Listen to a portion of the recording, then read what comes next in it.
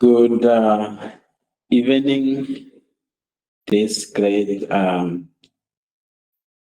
Saturday evening. And today we are focusing on what are the best tools that we can use to keep our children safe online, specifically now that they are home for holiday. So just a quick question to all of you. We had given some sort of assignment last time uh, just to ensure that at home where you are, you have actually set up at least some space that your children or child can use to access their digital space. So congratulations, if you have done that, that's one major step to secure your child. So today we are going to build on top of that.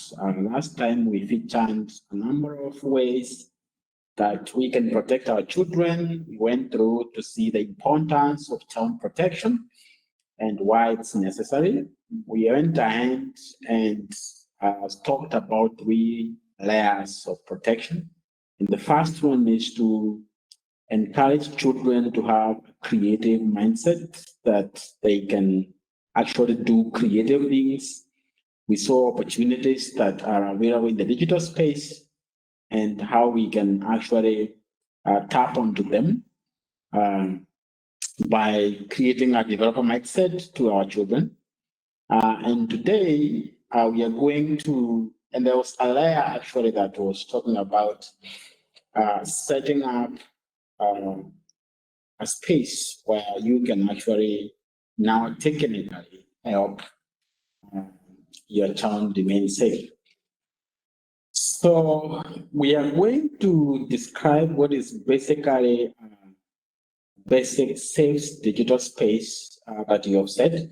So if you have actually set up some space at home with a digital device, this is now your checklist to see whether it meets the standards of safety. And as we are going through this training today, I will put a disclaimer and say,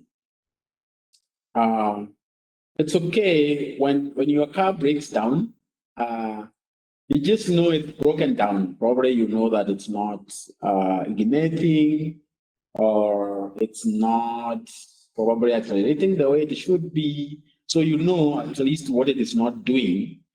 But what you do is you consult a mechanic to help you do that. So in this training, when I talk about things that you should check, these are things that you need to find a technician probably to check for you if it's too much for you to do. This could be someone who fixed your Wi-Fi, someone who bought your phone. This could be a family member who knows about some basic IT to help you.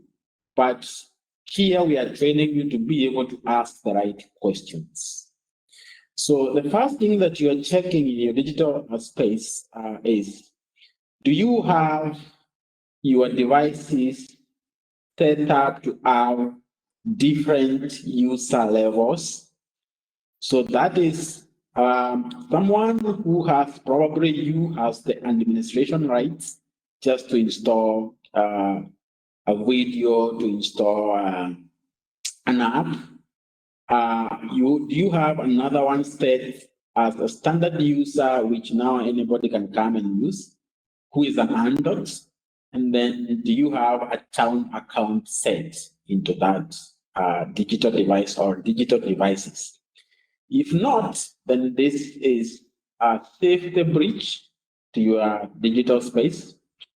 Find a technician that you know to and ask them to send you these 3 levels of accounts, such that when your child gets to use the same device in case you are sharing, they don't get access to the Android stuff, and they don't have a standard user can also not earn stuff that a child account can be affected. So it is very important to definitely distinguish and separate these 3 accounts.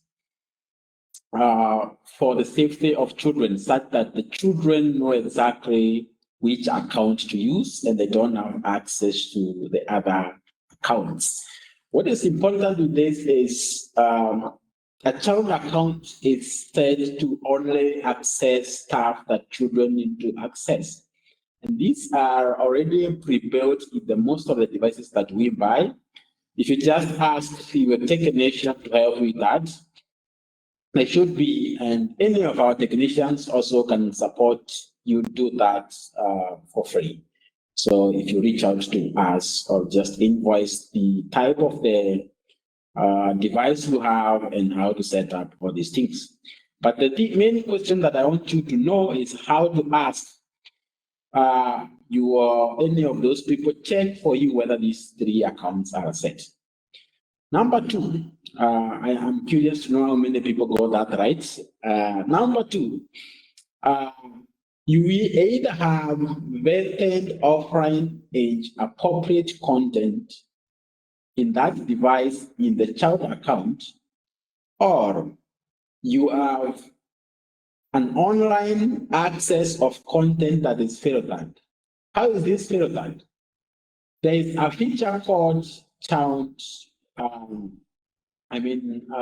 safe surfing of internet in your router. Any router has this.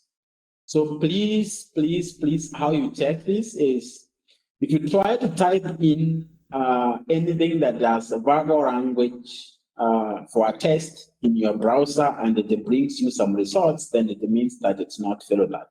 So please ask your technician who installed your Wi-Fi at home to help you set up this feature to make sure that it filters any adult content in your or through that goes through your Wi-Fi. This is a free feature that you will use, and the technicians know how to do this. The challenge is now neither you or the child will be able to access any of this if it's filtered. So this is a bigger layer of filtering. And to be safe, at least blacklist. Ask your technicians to blacklist some things like pornography or any adult material in that router, such that even if someone accidentally searched for that, it's not shouldn't show up in their devices. I know most of the families have a television set, and I was just wondering how many people follow the guidelines that have been put specifically to guide parents on how to protect their children. So please only broadcast publicly in your sitting room or wherever you have placed your TV that is accessible to your kids, programs that have the correct rating. If you have a smart TV that has Netflix, please also ask your technician to set up a kids account on that Netflix, specifically on a smart TV, that's what you use. Then the fourth is you get all family devices on what we call a domain. Domain is a collective account that manages all the devices at your home. So for example, if you have a phone, you have also a laptop, you have also a tablet that is used by different children. It is important to put them and register them under one domain such that you can control and access and get to learn what your children are accessing for the purpose of guiding them and also approving the right content for them. When you set this domain, of course, we are asking you because you don't know all the kind of devices that you have.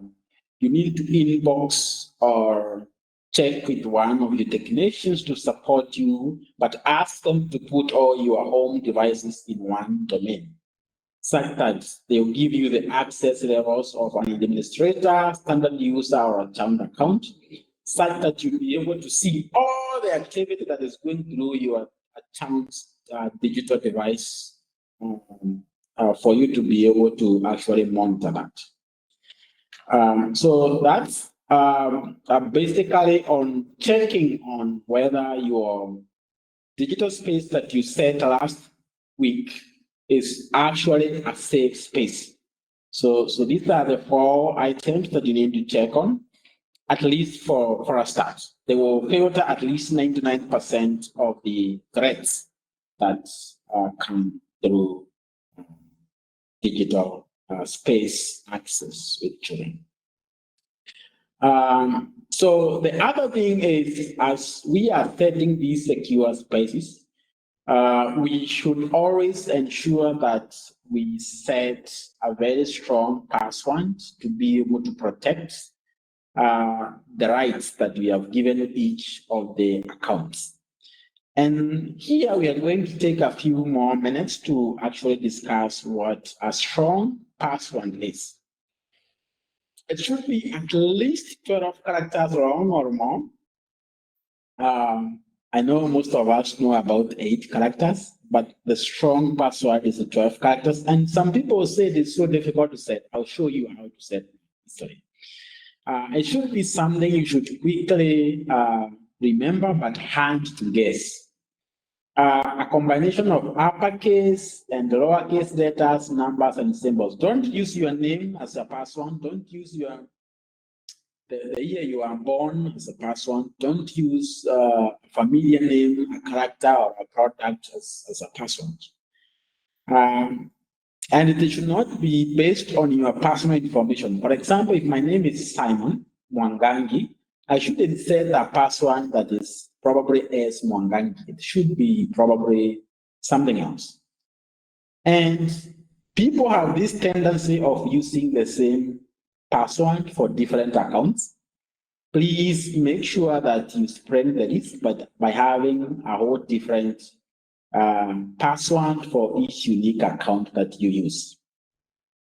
Data protection through password is nobody can change status of your settings until they know the password. So if you have a parental password, also don't make sure that you don't give it to the kids, because they are going to actually make changes to the same account you're protecting them from. So significantly use different passwords or change passwords oftenly as time goes. Don't use the same password for 5 years. And this is in the same thing for protecting your bank accounts, protecting your money, for protecting user data, for protecting your personal laptop or children from accessing inappropriate content. So passwords create a very vital role in protection, in child protection. And we are going to basically show you how to set a very strong password that you can easily remember, but it's also hard for someone to guess. You need to start thinking of phrases that you are familiar with. There are phrases that probably you are very familiar with. You can actually formulate yours and write it somewhere. We would ask you for that so that you can practice. Like you can see, this is a very long password, but it's also very easy to remember because the phrase is, I first went to Disneyland when I was 4 years old and it made me happy. So you are started with the capital I. So I can actually read this password even without knowing this phrase. If I block the left part, I can just say, I first went to the Disney Airland when I was 8 years, and it made me happy. Just see that the last J has changed just to make sure it's not easy to guess. So this is a long password, but it's also very easy to remember if you know this phrase on the left. You can practice with shorter ones to start with. Let's go to the second one. My friend Matt ate donut at the bakery cafe and it cost him $10. £10. My friend Matt ate 6 donuts at the bakery cafe, and it cost him 10 pounds. So my Fred, Matt, 8, A for 8, 6, the number, donuts, at, you can actually read through everything here as a password. So for the first time ever, Manchester United lost 5 to Manchester City. So this is how this has been simplified to form a password. So this is a better way of making sure that you have a strong password and mixing. Note that they are actually mixing small and capital letters just to make sure that it's secure enough to get going. Yeah, so make sure that when you set up these accounts that we have spoken about initially, you are able to actually set up a strong password for them. And this is tips on how you can do that. So there are some of the things that mostly we ignore, and it's because we don't know sometimes. For example, we watch programs on our television, and we don't know what it really means when we are told that this program is rated GE, PG, PG-10, PG-6, PG-4, PG-5. So please note that anything that you should watch publicly with your kids is only the thing that is rated GE. GE is set for general use for the family. So you are sure that anything that is coming out of that screen can be consumed by any child and adult comfortably in that room.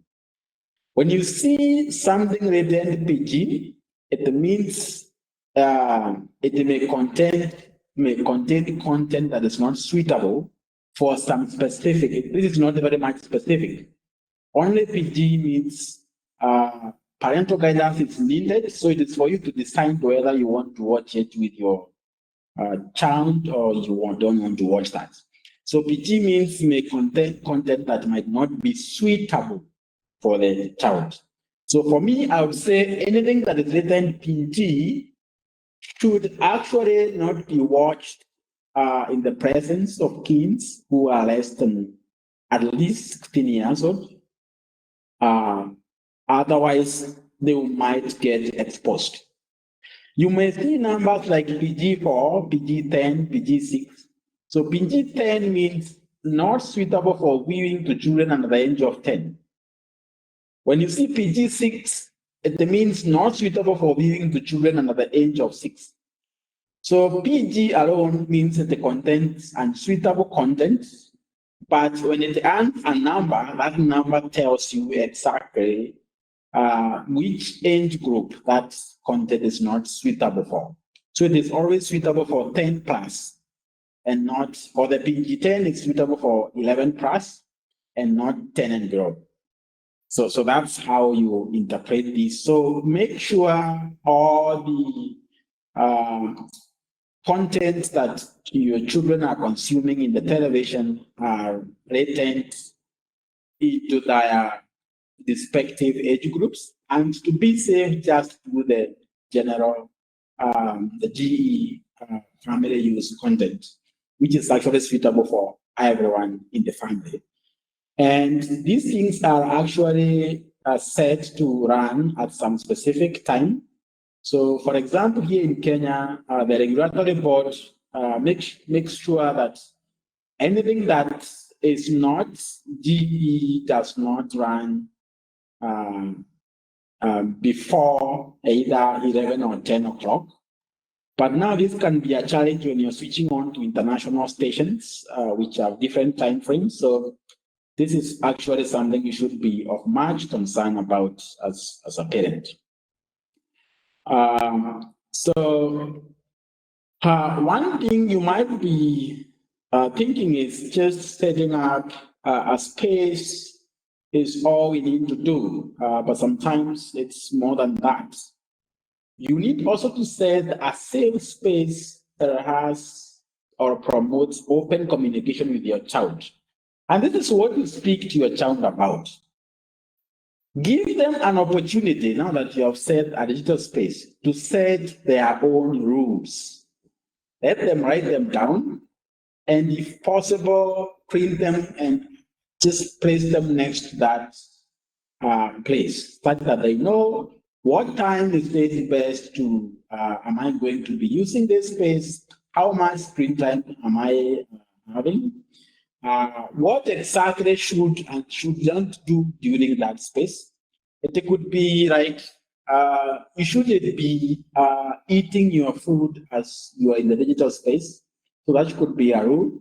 And a consequence of that would be, I get banned from the digital space for 2 days or 3 days. But please have them set these rules themselves, not you setting them for them. One thing about this coming generation is that they want to really take control of things, and you have to make them set the right, correct rules with guidance, and then by that they'll be able to follow them even on your absence. A communication to understand your child's interest also needs to happen, and we are going to build on this in the next slides. It is good to know that what excites your child, and this might not happen until you show them something for them to like. So don't expect that they know already, but for you to find out, we are going to show you ways that you're going to find out that. Schedule online activities with your child after knowing their interest, such that they know when I am coming, if it's 30 minutes screen time, 1 hour, what exactly are they going to do? So these are some of the open communications you can have with your kids, including and sharing with them the dangers and the approved sites that they can go. Remember, as we said, the way you guide children in the normal physical space is the same way you should guide them in the digital space. So you can actually whitelist or allow them to access some 3, 4, 5 approved sites, and then you keep adding to that list depending on how best they show that they are being responsible with those sites. So that's why scheduling is very important. It's good to have a book that they actually having a plan on when they go to these digital spaces, what exactly are they going to do? And now we need to help them find out what exactly they're going to do. So the main question is basically, how do I support my child to develop a developer mindset and not a consumer mindset? And how we know the difference is a child who has a developer mindset sees technology as a tool to improve or make work easier. A child who has a consumer mindset sees a digital device as an entertainment device only. So the success for you as a parent is to see that your child develops a developer mindset and not a consumer mindset. And this is how. You should encourage their curiosity by providing with opportunities to explore. Remember, you're giving them the right environment to explore. Some things you don't even know, and they need to explore and experiment with technology. They will pick an interest through an experience, so you need to give them that experience. This is some of ways that you can actually do that. You can ask them as you plan your first use of probably internet. You can give them, you can together with the child generate a list of things they can go and search online. For example, you can want to know whether your kid is really interested with programming, computer science. So you can ask them to go and search who is the youngest programmer in the world. Have them type that in the browser and they will have to learn about that. And this might arouse their curiosity about a programmer when they find actually it's a 9-year-old kid. just probably their age. They can go and actually feel their curiosity. Like, how do I build a car from scratch? Like, crazy things, crazy dreams. Do not limit them to what they learn in school. Let them think wild and ask them actually to generate this list. Ask them, what is the most weirdest thing that you would want to know that you don't know and we are not able to answer you? Create a list of those things and let's go and start them. A tour to the moon. Probably you might find your kid is interested in space work and working in space and things like those. This can be endless. But this is a good way of introducing them to the internet by using internet as a source of relative information that fuels their curiosity. This will release the same dopamine probably than even texting online or playing a game, because they're going to get so much curious about different topics and they'll be more knowledgeable even than their normal peers around. Then once they do this kind of research, help them to write down kind of a presentation to do it. And this can be very casual, it doesn't have to be very formal. Ask them, what have you learned online this week? And they can give you and tell you and start talking about a town they saw, starting talking about a space project. By listening to them, you clearly know what kind of content these guys are consuming. So give them an opportunity to actually present their findings. This could be in the family forums. You can also ask them to ask their teacher for a time to share this with their class. And by doing this, it will keep boosting their confidence. Remember, we were talking about creating the right environment that helps children to actually build their own confidence. Because confidence is part of the success of these children as they're growing up. So when they present this material, they will be curious even more the next week to actually go and read about stuff that their peers don't know. And they'll come back, and even if you know some of these things, you can pretend not to know and sound astonished. Oh, wow, you learned that. Could you share me the link? I want to see where you learned that. So it becomes a very open conversation between you and the child. And this improves transparency, and at the same time, they will be spending much of their time doing more positive things. So the main thing that we wanted us to actually do today is, apart from setting up and ensuring that our online, our digital safe space is actually safe, considering the checklist.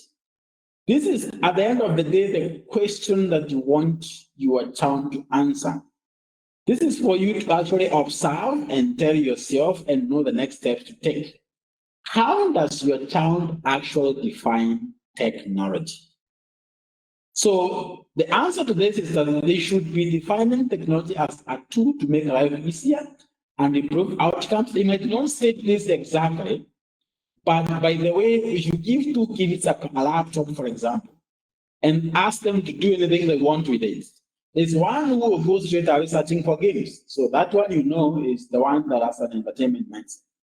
There's the one that actually goes and tries to log into projects they were doing before, trying to check on some things, creatively do some research, so you know that this is a kid who has actually developed the right mindset. So from here, we're going to dive deeply into, in the next session, we'll be doing how exactly do we continue developing this child developer mindset, because it is the main tool. And we will be hearing from some of the parents and their children presenting here, showing you the kind of things their kids are doing online, and how exciting it is to see that also your child can also be part of these children to actually continue getting safe online and unlocking the opportunities that being safe online presents. So God bless you, and we open up a forum for questions. We can answer your questions. Yeah, share notes after class. We'll do that. Not a problem. You definitely share that. There's a question: should I leave my children watching cartoons oftenly? And the answer to that is actually, if this kid is below 2 years, please keep them off the screens. This is the time that they should be having new time with new people. It acts negatively to their mental development. If they are under 3 years plus, get the cartoon ratings for this. If you have Netflix, that will filter for you kids content that is 3 plus according to the age. But also, there's not much they can do when they are 3 years. But if I am getting a 10-year-old watching cartoons for 5 hours, that is something that is worrying. So at the end of the day, you need them to be able to build a skill, one. Two, be able to get information, because you are giving them right of access to information and not just pure entertainment. So if you want them to, they need to have a goal. When I'm giving them this access, what is the expected outcome of this? Do I want them to improve in counting? Now I give them much of counting cartoons. But if it's purely for entertainment and for long hours, then it's not a problem. But if it's remittent for a set screen time that is purpose to have a certain outcome to improve and develop their growth and access to the right information, then it's correct. So it has to be the right cartoons for the right age set, meant for the right purpose, and the outcome of that actually assessed with time. And it shouldn't be a long screen time. It should be timely. Probably what is okay is probably 30 minutes a day. Could be 1 hour a day. Could be more than 1 hour continuously will create an addiction. So probably mostly what I see is maximum of 1 hour and below, and then they can move to other activities. But also ask them what they learn from the cartoon. Have an interaction with them for them to actually make sure that they are actually learning or developing from these experiences. Hope that answers you.